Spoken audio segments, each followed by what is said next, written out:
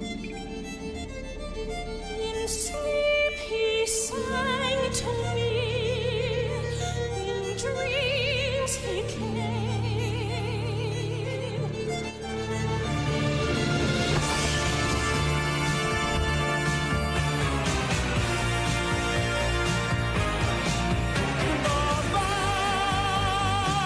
Phantom of the Opera is there, inside your mind. Wow. Inside Your Mind is now the only place you might be able to see Phantom. Last night, the show ended its historic 35-year Broadway run. And joining us now, the show's legendary composer, Tony, Grammy, and Academy Award winner, Sir Andrew Lloyd Webber. We thank you so much for being here. And let's talk about, give the viewers a sense of inside your mind, because you're in the middle of this incredible moment after such a long run. You have a piece in the New York Times online about sort of the economics of Broadway, and we'll talk about that. But first, just to point out that you're at an incredible moment in your life where you're mourning the loss of your son, Nicholas. That's so, yes, and it's kind of a difficult one for me in many ways. But Phantom, you know, we thought it would go out with a bit of a bang, but we didn't think it would go out with quite the bang it did. And it extended the run, and then, quite frankly, I think it could have just run on. You know, it's just what had happened is that in last year, my children are all very much, my other ones are all very much in social media, TikTok, and all of that. And they said, "Dad, your marketing is in the dark ages." And they sort of took over. And, you know, so it was #1 on Halloween on TikTok, which, of course, I don't really know. It's a big too deal, much about Andrew. Well, anyway, apparently a huge deal. So suddenly you had this kind of perfect storm, really, of it closing, but then all the young finding it again. Right. So that's what's behind it all. And in London, where it's still playing, it did its record week last week. Well, it's incredible. It's extraordinary. And it's part of New York City. I mean, the city's not going to be the same. Well, you know, I mean, the way I always look at these things is that I take instruction from the Phantom. Yeah. And I wonder whether he's as pleased as all that about being evicted from New York, because he likes the place a lot, and I'm on tenterhooks at the moment for some instruction. I tend to agree with you, actually. Maybe something will happen. You never know. You're so prolific, and just have had more hits than, you know, I feel like anyone in history. I'm not. Oh, I don't think so. You don't think so? I don't Broadway. know. I don't know. If not, you're right up there. But when you wrote Phantom of the Opera, and when it started, before it, you know, went on stage, but it was in the formulation and here, you know, during the rehearsals, before it went in front of an audience, did you have a feeling that you just had hit it, that you had captured it? Well, I don't think so, no. I mean, when you sit down to write a musical, you don't think, gosh, is it going to be a huge, huge hit?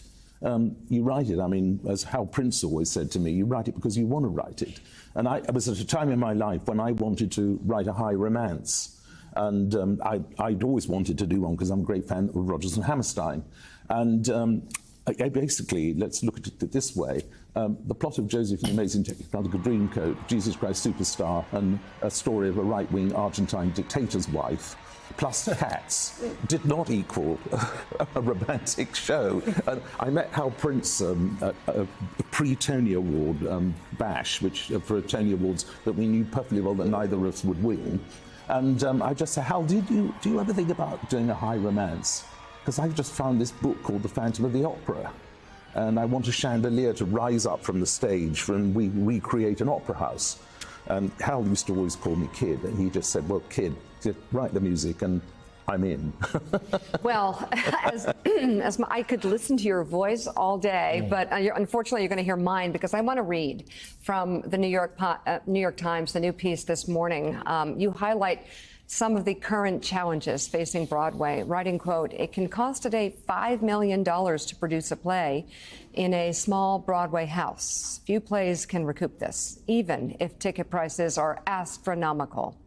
I truly don't know the answer to the ever-daunting challenges of producing Broadway musicals, but I do know that all of us who believe in Broadway must knock our heads together if we care about the kind of future it will have. Jonathan. So, Sir Andrew, what can be done about this? It's something you care obviously so deeply about. You've devoted your life to it, but it is, you just point out there, the economic realities are scary and prohibitive. What can be done? Yes, but I think I even maybe underestimated them. I was talking to Cameron McIntosh last night, and I mean the average musical now is sort of breaking even at about $800,000 or $900,000 a week, and that doesn't include people like me, the creatives, because creatives are now put into something called a royalty pool.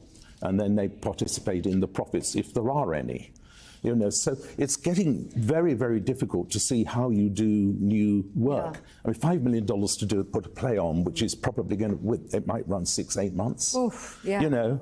Yeah, Rev. No, so one of the things I just wanted to ask you, since it's so important, New York, the economy in New York, wouldn't the business community and others be approached? The mayor was here, gave you the key to the city, talked about.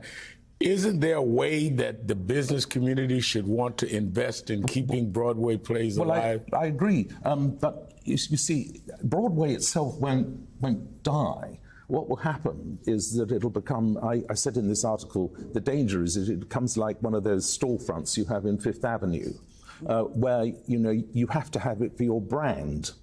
And I'm using that word advisedly because I mean a lot of people who have songwriting catalogues, the people who've been buying up, say, David Bowie or whatever, they say, well, now, how can we exploit this? I mean, the biggest show in London right now, outside, well, it's not necessarily the biggest, but it's the biggest news show in London, is playing in northeast London.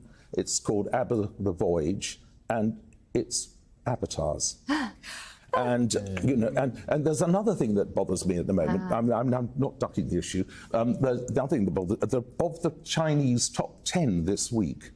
3 of the songs have been written by artificial intelligence. Okay. So I don't know where You're we go. depressing me. This is depressing. But we want it back. We want the phantom back. I think if everybody does knock their heads together and realise that you can't go on making these demands, and and I think the theatre owners need to take a bit of a lead on this. Yes, let everyone know that you do have Bad Cinderella right now playing on Broadway, and there's more to this conversation, so we're hoping to have you back. Sir Andrew Lloyd Webber, thank you so much for coming on the show.